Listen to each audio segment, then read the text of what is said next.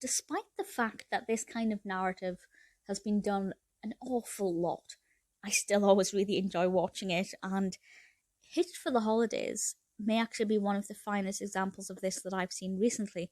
This is the 2012 film directed by Michael M. Scott, written by Gary Goldstein, and I am, of course, talking about the concept where somebody hires a fake boyfriend or fiance to take home for the holidays.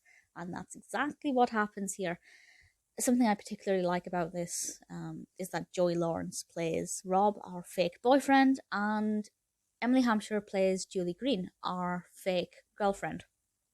And basically, they each want to have somebody to bring home for the holidays so their parents don't try and set them up with people and go on and on about it.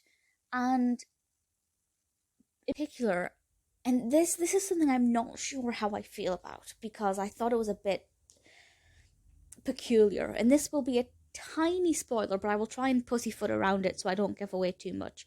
Basically, Rob needs to get a fake girlfriend or fiance because it's his sick grandmother's dying wish to meet the man he's going to marry before she dies. And then something happens with the grandmother, and I just thought, why? What's the point in that? I just don't get it. It just seems so forced and unrealistic, and definitely not how it would have happened.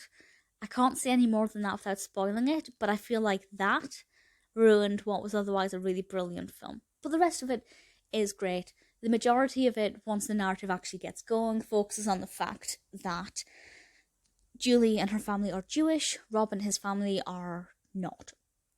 And there's some pretending going on and some lying and some pretty tricky situations.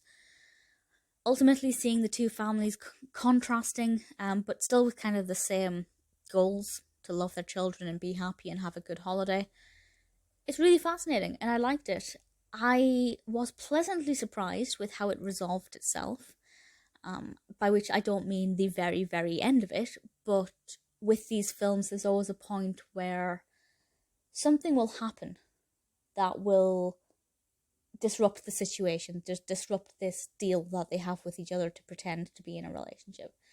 And the way that this came about, I thought was refreshing, because usually it's quite overly dramatic and not realistic, but this one made a little bit more sense. I liked seeing the Hanukkah celebrations and then obviously the Christmas side of it. I really enjoyed it. No, it's not unique. It's not innovative.